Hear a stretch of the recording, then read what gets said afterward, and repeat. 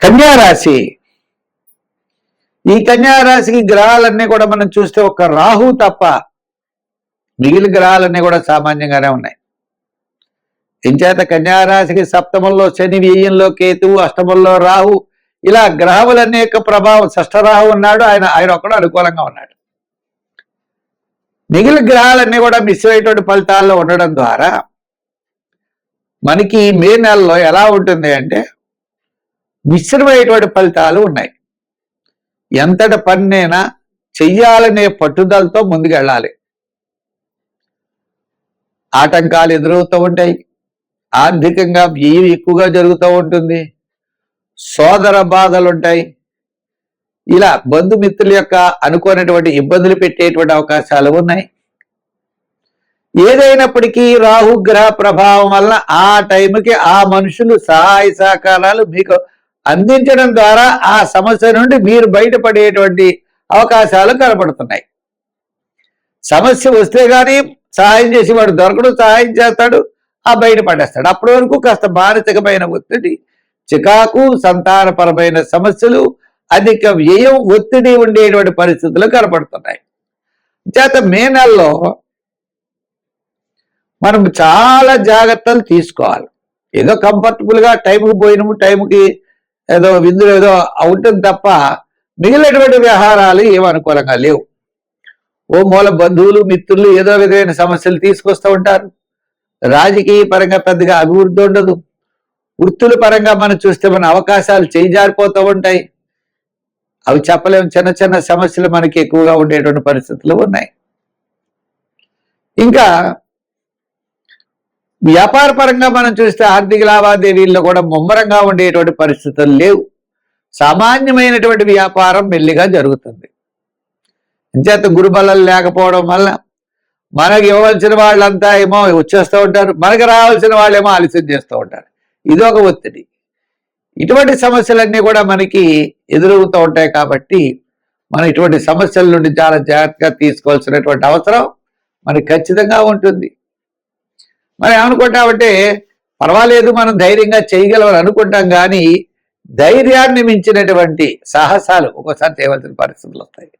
అంటే నలుగురిని కలుపుకుని మనం ముందుకు వెళ్ళవలసినటువంటి పరిస్థితి కూడా ఉన్నది. సంఖ్యల్లో 5, 6, 8 సంఖ్యలు వాడండి. ఆరాధనలో నవగ్రహ ఆరాధన, నవగ్రహ ప్రదక్షిణ చేయండి. తప్పనిసరిగా నవగ్రహ శ్లోకాలు పఠించడం ద్వారా సమస్యల నుండి బయటపడతారు. ప్రమాదాలు అయితే ఈ రాశి వారికి రావు.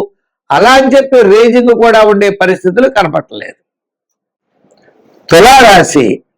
ఈ తులారాశి వారికి ఈ వారం చాలా ప్రోత్సాహకరంగా ఉంటుంది. ఈ మాసం మే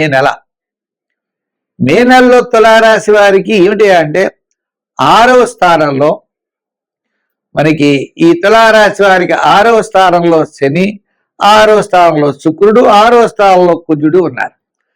బుధుడు కూడా ఉన్నాడు. క్యాలిక్యులేషన్స్ కరెక్ట్గా ఉంటాయి. స్థిరాస్తి డెవలప్మెంట్స్ బాగుంటాయి. ఎంతటి కార్యక్రమాన్నైనా చక్కగా పూర్తి చేయగలుగుతారు. భాగ్యంలో గురుడు ఉన్నాడు. గురుడు ఉండడం వల్ల కీర్తి ప్రతిష్టలు పెరుగుతాయి.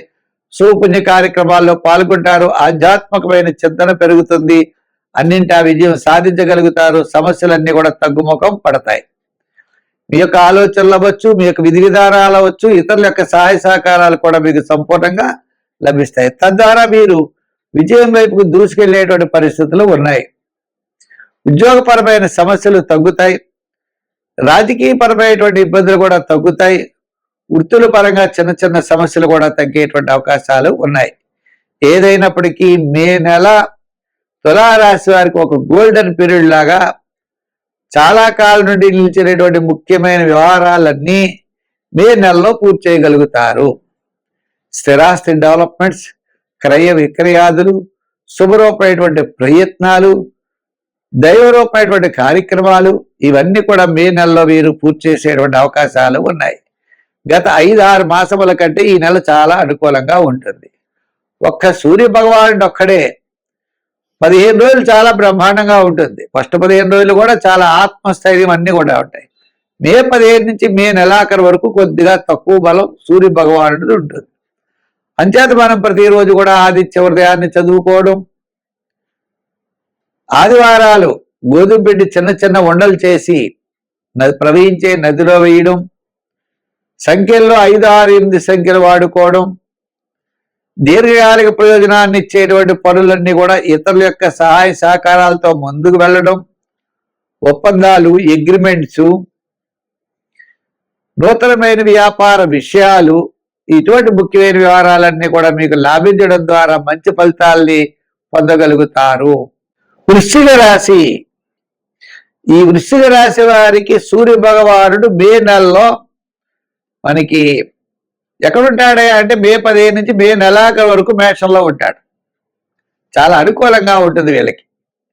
ఈ వృశ్చిక రాశి వారికి మొట్టమొదటి 15 రోజులు సామాన్యంగా ఉన్నా తర్వాత 15 రోజులు కూడా చాలా అనుకూలంగా ఉండేటువంటి పరిస్థితులు ఉంటాయి. క్రయ విక్రయాదులు లాభిస్తాయి, ఆత్మస్థైర్యం పెరుగుతుంది, సోపుణ్య కార్యక్రమాల్లో పాల్గొంటారు, నూతనమైన ప్రయత్నాలకి శ్రీకారం చుడతారు. అంతేకాకుండా కుటుంబ ఆర్థిక సంతానపరమైన వ్యవహారాల్లో కాస్త మెరుగైనటువంటి ఫలితాలు ఉంటాయి. కొన్ని వ్యవహారాదులు తప్పనిసరిగా యోగిస్తాయి. విద్యార్థులకి మంచి అవకాశాలు ఉంటాయి. నిరుద్యోగులకి మే 15 వరకు అవకాశాలు ఉన్నాయి. ఉద్యోగపరమైన డెవలప్మెంట్స్ కనపడుతున్నాయి.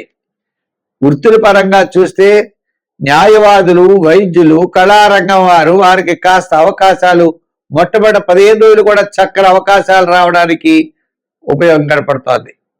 వ్యాపార పరంగా కూడా ఆర్థిక లావాదేవీలు మే 15 నుంచి మే నెలాఖరు వరకు జనరల్, కిరాణా, మెడికల్, ఫ్యాన్సీ, ఎలక్ట్రానిక్స్, ఎలక్ట్రికల్ మొదలుగా కలిగిన వ్యాపారస్తులు కూడా డెవలప్మెంట్స్ బాగున్నాయి. ఇంకా ఐటీ రంగం వారికి కాస్త అవకాశాలు లభిస్తాయి. షేర్స్ వారికి పర్వాలేదు. రియల్ ఎస్టేట్ వారికి మే 15 నుంచి మే నెలాఖరు వరకు అనుకూలంగా ఉన్నది. ఇంకా వ్యాపార పరంగా డెవలప్మెంట్స్ బాగున్నాయి.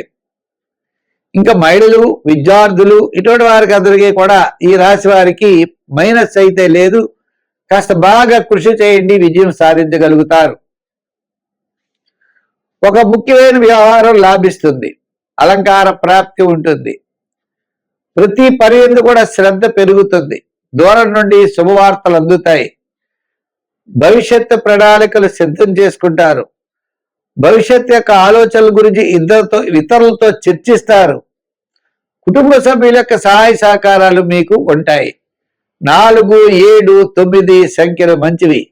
ఎరుపు, తెలుపు, గోల్డ్ కలర్స్ మంచిది. ఆరాధనలో శివారాధన, శివ స్తోత్రాలు, సుబ్రహ్మణ్య స్వామి ఆరాధన చేయండి, మంచి ఫలితాలు ఉంటాయి.